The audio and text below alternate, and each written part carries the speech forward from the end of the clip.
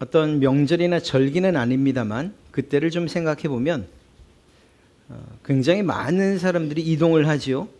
이것은 우리나라의 이야기만은 아닌 것 같습니다. 고향으로 친지들을 찾아서 가족들을 찾아서 이렇게 모입니다. 참 힘들어요. 가는 길도 힘들고 멀기도 하고 또 가는 과정 가운데에 여러 가지 위험들도 있고 말입니다. 그러나 그럼에도 불구하고 그러한 여행들을 두려워하기보다는 오히려 설레임을 가지고 하지요.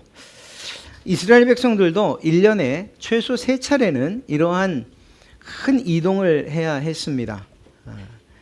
전국에서 아니면 이웃 나라에서 유대인으로서의 그러한 민족성을 가지고 있고 긍지를 가지고 있고 나는 하나님의 백성이다 라고 하는 이러한 선민의식을 가진 그러한 백성들은 특별히 남자들 그들을 중심으로 해서 1년에 3차례 예루살렘까지 와서 예배를 드렸던 것입니다. 그곳에서 각 지파들이 모이기도 하고 또 그간에 못 만났던 친지들 만나기도 하고 이러한 교제들이 이루어지죠. 오늘 여러분들과 함께 읽은 시의 표제를 보면 다윗의 시 곧 성전에 올라가는 노래라고 기록되어 있습니다.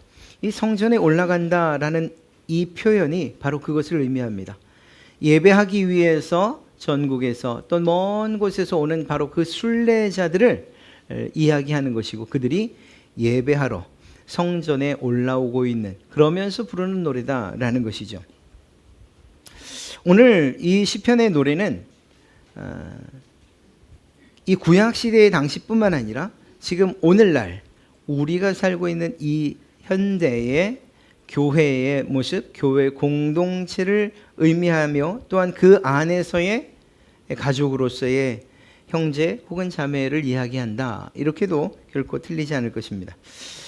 형제, 자매 공통적인 점이 있다면 한 부모 아래에 태어났다라는 것이겠죠. 그런 점에서 우리는 하나님 그분에게서 그분으로 인해서 맺어진 그러한 가족들이고 그리고 예수 그리스도로 말미암아 새로운 삶을 얻게 된 새로 태어난 그러한 사람들이라고 말할 수 있습니다. 그리고 이러한 우리 교회 공동체가 어떤 방향으로 그리고 또 그렇게 누리게 되는 그러한 공동체를 통해서 누리게 되는 유익과 복이 무엇인가 오늘 살피며 은혜를 나누고자 합니다. 사람은 이 관계가 없이는 살 수 없습니다.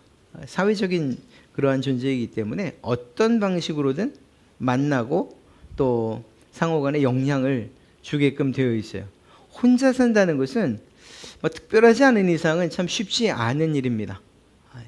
함께 만나고 이야기하고 또 그리고 서로에게 영향을 미치는 거죠. 사람마다 생각이 달라요. 고향도 다르고 가치관도 다르고 이렇게 모든 것들이 다 다른 사람들이 관계를 맺는다는 일은 사실 쉬운 일은 아닙니다.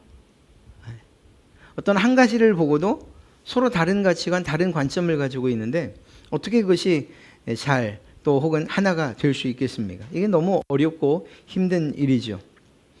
그러다 보니까 많은 관계들 가운데에 꼭 필요한 그래서 당신 없으면 안 되고 이 공동체가 없으면 안 됩니다 라고 하는 그런 긍정적인 모임이 있는가 하면 그것과는 전혀 완전히 반대로 저 사람과는 관계 맺고 싶지 않다 혹은 그냥 있으나 마나한 그런 관계지라고 하는 이런 상황들도 생기게 됩니다. 특별히 세상 사람들의 모임이나 그리고 그 관계를 살피면 일반적으로 어떤 목적을 가지고 모이는 경우가 참 많아요. 동호회도 그렇고 또 친구들의 모임도 그렇고 사실 친구들 혹은 또 오래된 친구들 이렇게 얘기하면 우리는 아무런 사심이 없어 라고 말하지만 그러나 조그만 문제가 생기기 시작하면 그 맺었던 약속들 했던 다짐들이 깨지는 경우가 부지기수지요. 어찌됐거나 이렇게 목적을 가지고 만나는 그런 사람들 말씀드린 것처럼 문제가 생기면 깨지는 경우도 있는데 오히려 세상 사람들의 모임은 그렇게 또 쉽게 깨지지도 않고 금방 해결되는 경우가 있어요. 그분들만의 특별한 방법이 있습니다. 이렇게 술을 좋아하는 친구라면 술 한잔 하고 그냥 속엔 얘기 다 맨정신은 못하니까 그렇게 하고, 그러고 나선 악수를 하든 부둥켜 안든 그렇게 문제 해결을 하는 것이요. 그것도 저것도 안 되면 그래 어차피 너랑 나랑 남남인데 그냥 그렇게 살자, 모르는 척하고 이렇게 그냥 그렇게 해결이 됩니다. 헤어지는 게 해결이라고 말할 수는 없지만 그렇습니다. 그런데 태생적으로 그럴 수 없는 관계가 있어요. 바로 가족입니다. 가족. 요즘 가족에 대해서 이야기할 때 좋게만 이야기하지 않죠. 아니 이웃보다도 못하고 더 심각해, 아주 정말 보기 싫어, 이런 상황들이 생기기도 하지만 일반적으로는 이런 세상에서 남남으로 만난 관계보다는 더 끈끈하고 그리고 그 관계가 잘 지속되고 유지되는 것, 그것이 맞습니다. 오늘 우리가 성경에서 읽은 형제, 자매, 이것이 바로 이러한 가족의 관계가 아니겠는가 생각을 합니다.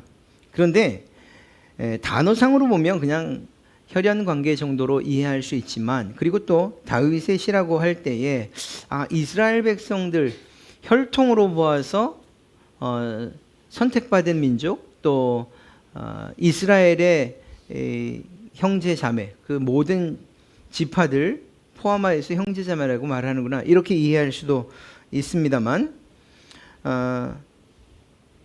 궁극적으로는 하나님을 중심으로 해서 그분을 섬기는 신앙으로 연결된 공동체를 지금 형제 자매라고 이야기하고 있는 것이 분명합니다. 이스라엘 백성들의 구약 시대 상황들을 살펴보면 많은 예들을 보게 되는데, 자기들의 친족들을 꽤 끔찍히 챙기는 것들을 보게 돼요. 아브라함이 롯을 챙긴 것도 그렇고요. 또 룻이 자기의 시어머니를 챙기는 것들도 그렇고, 그런 좋은 선례들도 많아요. 물론 있으나 마나나, 아니 없었으면 하는 그런 형제들의 모임도 있죠. 야곱이 팔려갈 때를 야곱의 형제들 가운데 요셉이 팔려갈 때를 생각하면 누가 팔았습니까? 그 형제들이 팔았잖아요. 그러니까 그렇지 못한 부분도 있지만, 어찌되었거나 이스라엘이라고 하는 나라를 살피면 하나님을 중심으로 모여진 공동체, 그리고 좀 넓게 얘기하면 가족이라고 이야기할 수 있는 것이겠죠. 어떤 경우든지 이 형제나 자매, 이러한 가족들은 사랑하고 화목해야 되는 것입니다. 그리고 우리 마음 가운데는 우리가 그렇게 못하면, 가족 간에 그렇게 못하면 부모에게 불효한다는 이러한 생각들이 조금씩은 있죠.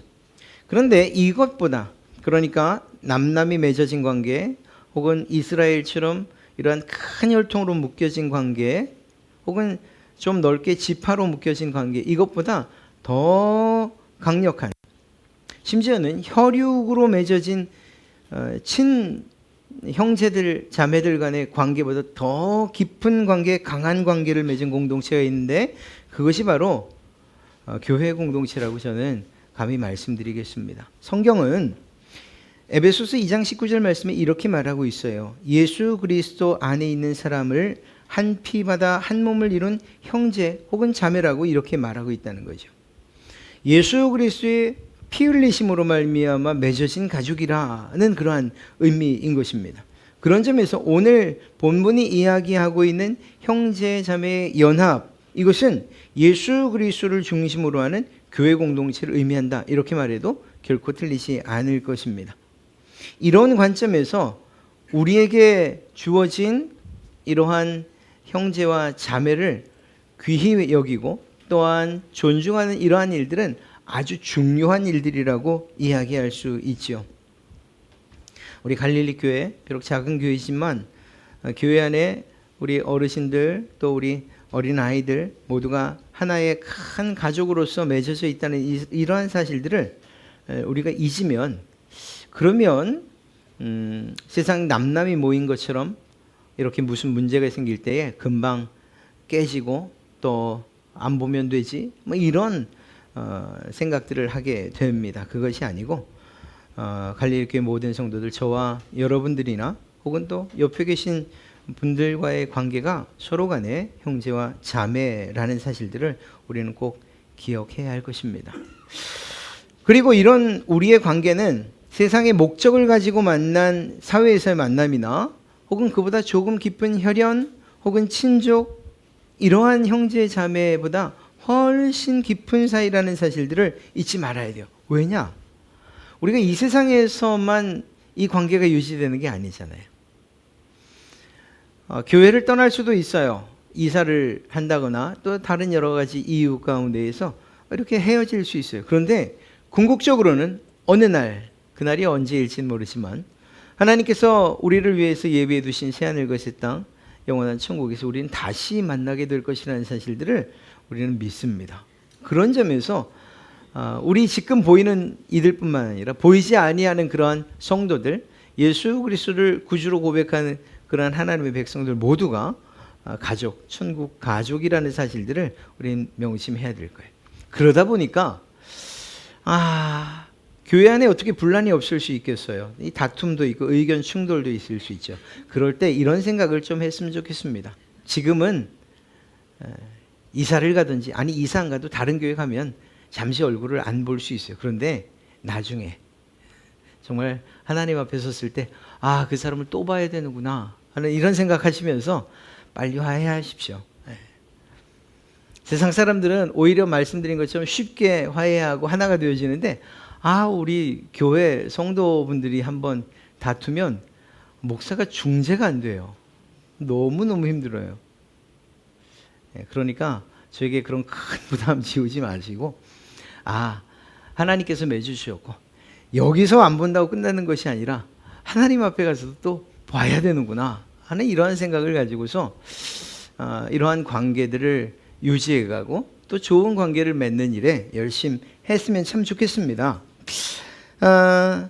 이렇듯이 이 땅뿐만 아니라 영원한 천국에서도 역시 하나님의 가족으로서 지내야 한다는 사실들 생각할 때에 오늘 말씀하고 있는 이 형제 자매의 관계가 얼마나 아름다운 관계인가, 그리고 이렇게 갈릴리 교회 가족 공동체로 묶어주신 그 하나님께 감사할 수밖에 없습니다. 어른들을 섬길 수 있고 아이들을 돌볼 수 있고 또 기둥과도 같은 역할들을 하는 젊고 그리고 또 청년들도 있고 하는 이런 일들, 이렇게 균형 있는 교회인 것이 너무나도 감사합니다.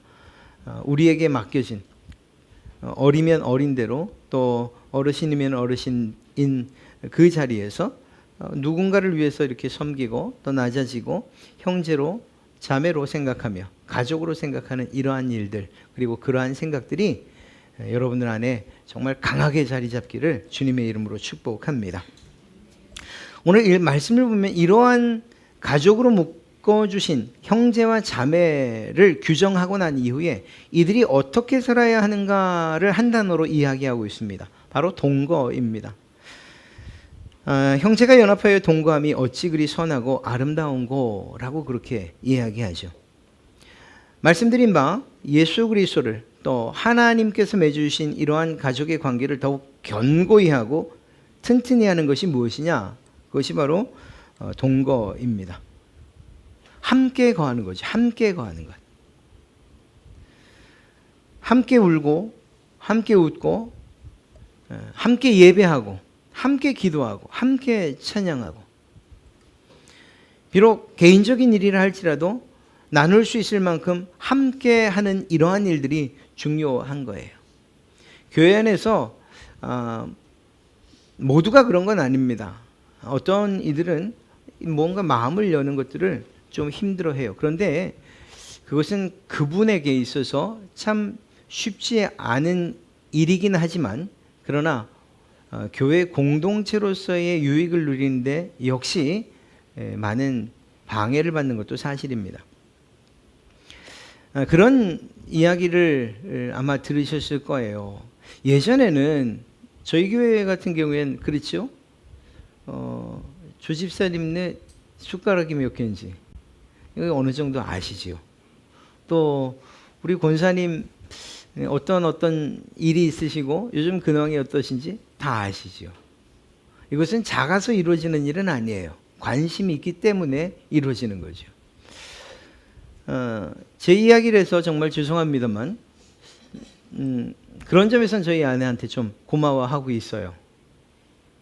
좀 네.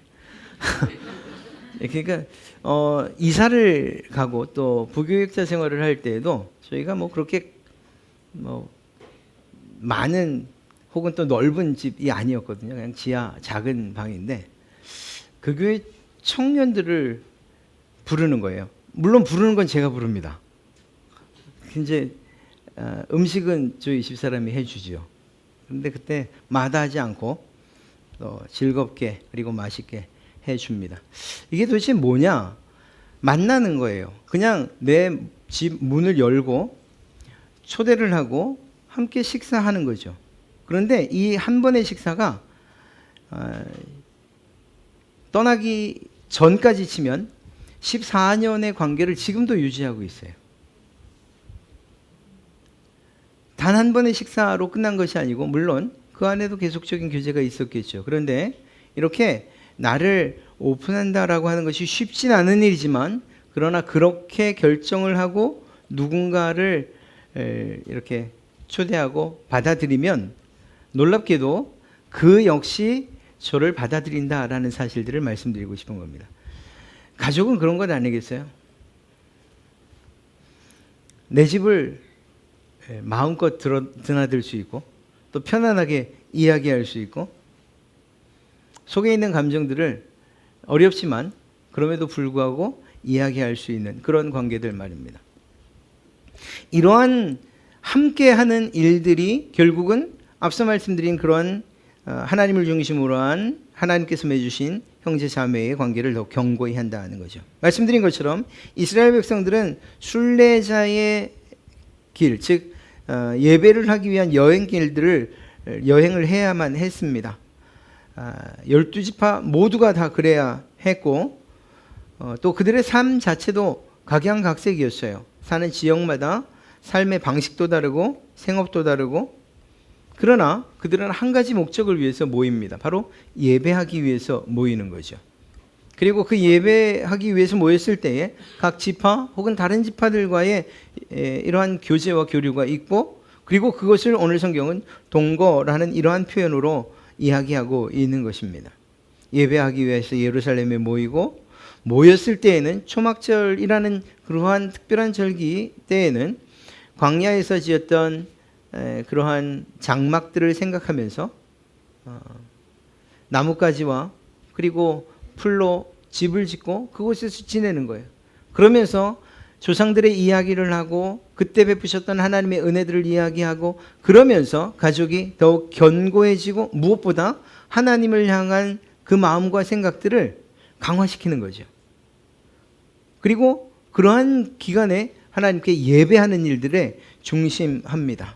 그리고 온 힘을 쏟습니다. 동거, 즉 함께 지낸다는 것, 이것을 통해서 형제 자매의 연합 그리고 성도의 연합이 더욱 견고해지는 거죠. 에베소서 2장 19절의 말씀을 쉬운 성경으로 읽어드리면 이렇습니다. 이제 여러분은 더 이상 낯선 나그네나 손님이 아닙니다. 이제는 하나님의 거룩한 백성으로 하늘의 시민이요 가족입니다. 우리 성경엔 권속이라고 표현되어 있어요. 권속. 너무 어려워요. 저도 그 말이 무슨 말인지 모르겠어요. 쉬운 성경을 보면 가족이라고 되어 있습니다.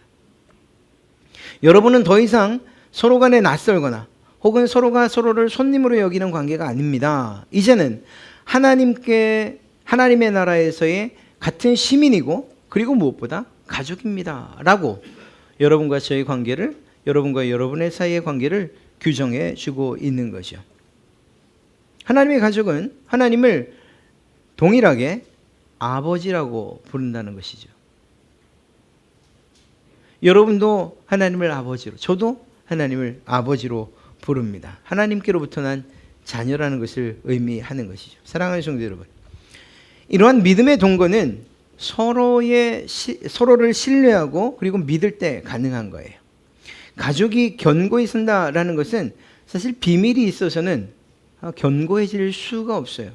그것은 어느 날 구멍이 나기 시작하면 크게 나고 그리고 그것 때문에 무너지는 관계가 되고 말 것입니다. 우리 교회 공동체도 마찬가지예요. 작게는 구역도 그렇고 또 기관도 마찬가지고 교육부서도 마찬가지고 봉사를 위해서 모인 부서도 마찬가지예요. 그 안에서 서로가 서로에 대해서 열린 마음으로 그리고 거짓 없이 비록 때로는 감추고 싶은 것이라 할지라도 그것들을 용기 있게 함께 나누고 함께 기도하고 그 문제를 해결해 갈 때에 그때 그 관계가 견고해지는 거예요. 그런 점에서 교회는 사랑의 공동체라고 말할 수 있고 또한 희생의 공동체라고도 말할 수 있으며 한 곳을 바라보는 소망의 공동체라고도 이야기할 수 있습니다. 무엇보다 서로 돕는 공동체라는 사실들 잊지 마십시오. 옆에 계신 분들의 그러한 어려움들이나 또 기도의 제목들을 외면하지 마세요. 여러분의 가족이다, 여러분이 가장 사랑하는 자녀들이다, 혹은 부모님이다 생각하며 함께 기도하는 일들, 그것이 그 기도의 대상자인 그분에게도 힘과 능력이 되고 또한 기쁨이 되지만 그 기도가 응답되었을 때는 함께 기도했던 다른 가족들의 기쁨이 더욱 큰 거죠. 그렇습니다. 멀리 있지만 가족이라고 이야기할 수 없는 이들이 많아요. 거리가 멀기 때문만은 아닐 것입니다. 하나님께서 이렇게 하나로 묶어주셔서 함께 예배하게 하시고 함께 교제하게 하시고 그리고 또 서로의 아픔을 함께 느끼고 때로는 함께 기뻐하게 하신 이러한 일들, 이것이 하나님께서 우리에게 주신 가족 공동체로서의 누려야 할 그러한 유익이라는 사실들을 우리 잊지 않았으면 참 좋겠습니다. 이러한 동거 함께함으로 하나님께서 형제자매의 관계를 견고히 해 주실 것입니다. 마지막으로 함께하는 이러한 가족 공동체, 우리 갈릴리 교회에 부어주시는 하나님의 복이 있다는 사실이에요. 하나님께서 이것을 우리에게 약속해 주셨습니다. 아니 이렇게 서로가 기쁘고 즐겁게 가족으로서 지내는 것도 고마운데 무슨 또 복을 주신다고? 예, 그렇습니다. 복을 주신다고 하십니다. 그것이 2절과 3절에 기록되어 있죠. 이 시를 쓴 시인은 형제가 동거함의 복을 2절에서 머리에 있는 보배로운 기름이 수염 곧 아론의 수염에 흘러서 그의 옷깃까지 내림 같고 라고 그렇게 표현하고 있습니다. 여기서 보배로운 기름이라는 것이 무엇일까? 그것은 특히 아론이라고 이야기했을 땐 대제사장을 얘기하죠. 아론이 대제사장이니까 말입니다. 그 아론, 즉 대제사장을 임직할 때에, 그때 세울 때에 머리에 붓는 향유를 의미합니다. 모세의 율법에 따르면 아론과 그의 아들들의 머리에 이러한 기름을 발라서 제사장의 직무를 수행하게 한 것입니다. 그래서 이 값진 향재료로 만들어진 이것을 보배로운 기름이라고 이야기하는 것이죠. 이것은 하나님께서 그를 믿으신다는 것, 또 그에게 직분을 맡기신다는 것, 그리고 더 나아가서 하나님께서 그를 구별하셨다는 사실들을 이야기합니다.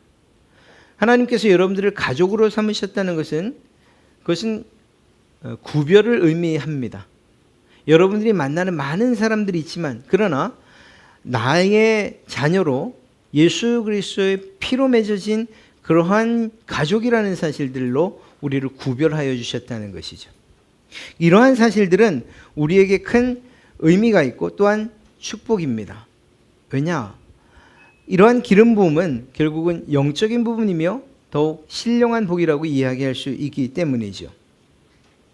하나님께서 세상과 구별된, 하나님께서 특별히 관심을 갖고 보호하시고 사랑하시고 그리고 무엇보다 예수 그리스도의 그 구속의 은혜를 주고 싶은 바로 그들을 불러 구별하셨다는 그러한 의미입니다. 그리고 그 자리에 바로 저와 여러분이 있는 것이지요.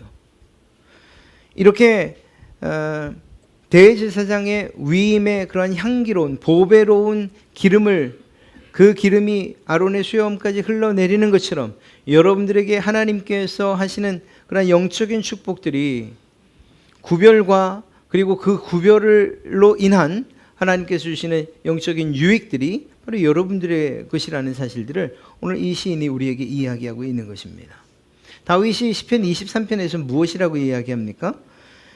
주께서 내 원수의 목전에서 내게 상을 차려주시고 기름을 내 머리에 부으셨으니 내 잔이 넘치나이다. 다윗이 이 얼마나 이 하나님에 대한 확신과 그리고 자신의 경험을 가지고서 이러한 고백을 하고 있는지 우린 잘 알 수 있습니다. 누가 그러죠? 23편은 언제 썼을까? 다윗이 행복할 때 썼을까? 평안할 때 썼을까? 아니면 정말 큰 어려움 가운데 있을 때 썼을까? 사실 그것에 대해서는 특별한 주해가 없어요. 그런데 그건 여러분들이 선택하십시오. 아마 푸른 풀밭 이야기하고 양들 얘기하니까 편안할 때 썼겠지. 그러셔도 상관없어요. 근데 저에게 물으면 전 개인적으로 정말 어려울 때 썼겠구나. 어느 만큼 사망의 음침한 골짜기를 갈 만큼 원수들에게 둘러싸여서 어찌할 바 모를 그때에 이거를 썼겠구나. 그런데 하나님께서 그것을 해결해 주시고 또한 해결해 주시기를 바라는 마음으로 하나님 이러한 사망의 음침한 골짜기를 갈 때에 그때도 주님 지켜주시고 내 지팡이와 막대기가 되어 주십시오. 아울러 나를 이렇게 괴롭히고 힘들게 하는 그 원수들 앞에 떡하니 아침밥상 차려주셔서 제가 아무 일도 없는 것처럼 당당하게 그리고 편안하게 밥 먹을 수 있게 해주십시오. 밥 먹을 수 있게 해 주십시오. 그리고 하나님께서 내리시는 그러한 축복이 제 모든 삶 가운데 흘러 넘치게 해주십시오. 이러한 기대와 소원을 가지고 쓴 그러한 시가 아닐까 이렇게 생각을 해봅니다. 어찌되었거나 이러한 아론의 수염에 흘러서 옷깃까지 내리는 이러한 보배로운 기름은 그의 직분을 생각할 때에 영적인 부분의 축복이라고 이야기할 수 있을 것입니다. 그런데 이것으로 끝나지 않지요. 헐몬의 이슬이 시온의 산들에 내림 같도다라고 이야기합니다. 헐몬이라고 하는 것은 헤르몬이라고도 말하죠. 팔레스타인 북쪽에 있는 레바논 산맥 가운데 제일 높은 그러한 봉우리입니다. 2850m 가량 된다고 합니다. 거기는 1년 내내 눈이 쌓여 있어요. 그리고 거기에서 눈이 녹은 물이 흘러내리는 거죠. 그리고 또 그 흘러내린 물과 함께 이슬이 또한 흘러내리는 거예요. 그래서 남쪽 시온의 산들까지, 그래서 메마른 땅을 적시는 이러한 역할들을 한다라고 합니다. 그리고 그것을 이렇게 표현하고 있는 거예요. 사실 성경에서 이슬을 이야기할 때 그것은 하나님의 내리시는 복으로 많이 기록되고 있어요. 예를 들면 이삭이 야곱을 축복하죠. 야곱을 축복하면서 이렇게 말합니다. 하나님은 하늘의 이슬과 땅의 기름짐이며 풍성한 곡식과 포도주를 내게 주시기를 원하노라. 하늘의 이슬이라고 하는 것은 삶의 풍요를 의미합니다. 특히 팔레스틴 지역에서의 이러한 이슬은 정말 농작물에 큰 영향을 미치는 요인 가운데 하나이거든요. 그것이 있고 없고 그것은 땅이 소출이 많고 적음, 풍성하냐 그렇지 못하냐에 관계되는 것입니다. 그러다 보니까 이러한 내리는 비와 이슬은 땅을 비옥하게 하고 그리고 거기서 풍성한 곡식과 과일을 생산하는 그러한 아주 중요한 요소로서 하나님께서 내리신 복으로 의미하고 있는 성경들이 많아요. 그렇게 볼 때에 모든 성도들을, 즉 예수 그리스도로 말미암아 형제 자매의 관계를 맺고 하나님을 아버지로 함께 부르는 그러한 저희들의 동거와 그리고 함께함, 예배 또 기도, 봉사, 헌신 모든 부분에서 함께하는 이 일들을 통해서 하나님이 약속하신 복들은 영적인 축복만이 아니라 실제적인 우리의 삶의 필요들까지도 채우시겠다고 약속해 주신 것입니다. 그리고 그것들은 즉 나 하나만의 축복이 아니고 함께 나누어야 하는 축복인 것이죠. 하나님께서 우리 갈릴리 교회에 그리고 여러 성도 여러분들에게 은혜를 베푸시고 축복을 하신다.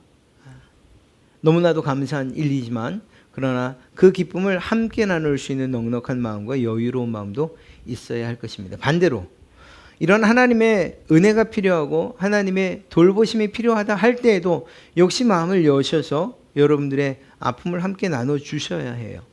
그래야 있는 자들 또 그것이 아니면 기도할 수 있는 이들이 함께 기도하고, 그래서 이러한 영적인 그리고 또 실제 육신적인 그런 복까지도 누리게 될 것이기 때문입니다. 하나님께서 이러한 복을 명령하셨는데 가장 중요한 복이 무엇이냐? 영생이라고 그렇게 말하고 있죠. 우리가 이 세상만 사는 것 아니지 않습니까? 우리는 자꾸 그 사실들을 잊어버려요. 살다 보면, 삶에 치중하다 보면 우리가 가야 할 곳이 있다는 사실들을 종종 잊어버려요. 또렷이 기억하십시오. 우리가 서 있을 최종적인 곳은 이 세상 아니고요. 하나님께서 우리의 아버지로, 그래서 그분을 직접 대면하고 그분과 함께 영원한 삶을 살게 될 바로 천국이라는 사실들을 꼭 기억하시기 바랍니다. 그 복을 우리에게 주신다 약속하신 것입니다. 하나님께서 보장하시는 복, 단지 이 세상의 것만으로 여긴다면 반쪽이라고 이야기할 수 있고 또 불완전하다고 말할 수 있을 것입니다. 어찌 보면 이 세상의 것은 너무나도 빠르게 지나가기 때문이에요. 아마 이 자리에 계신 여러분들 정말 어리고 젊은 분 아니라면 이 세월이 시간이 정말 빨리 가는구나 하는 사실들을 느끼게 되실 거예요. 그렇게 그리고 우리가 생각한 것보다 더 빠르게 지나갑니다. 그리고 나면 하나님 앞에 서게 될 날이 오게 될 것이고 그리고 그 영원한 영생의 복을 약속하신 그 영생의 복을 우리는 누리게 될 줄로 믿습니다. 사랑하는 성도 여러분, 하나님께서 형제의 연합과 동거함을 선하고 아름답다고 하셨습니다. 그 안에 하나님께서 우리에게 베풀어 주신 사랑이 작용되고 있기 때문이죠. 그 사랑은 하나님에게 속한 것이고 그리고 우리의 영원한 생명의 원천 예수 그리스도 그분의 사랑이 이러한 영원한 생명을 우리에게 주셨지 않습니까? 또한 요한 1서에서 말하는 것처럼 형제를 사랑함으로 사망에서 옮겨 생명으로 들어간 줄을 알거니와 사랑하지 아니하는 자는 사망에 머물러 있느니라 라고 하는 단적인 이야기까지도 요한 사도는 이야기하고 있습니다. 사랑하는 성도 여러분, 여러분들을 형제 자매로 불러주신 그리고 가족으로 불러주신 그 하나님을 먼저 찬양합시다. 그리고 갈릴리 가족으로 함께 모이고 생활하고 예배하고 그렇게 함께 기뻐하고 즐거워하고 함께 울고 함께 슬퍼할 수 있는 그러한 가족으로 불러주신 그러한 하나님께 감사드려야 할 것입니다. 무엇보다 이러한 여러분들에게 약속하신 하나님의 영적인 그리고 육적인 무엇보다 영원한 그러한 복을 주신 그 하나님 풍성히 받아 누리시는 그러한 여러분 되시기를 주님의 이름으로 축복합니다.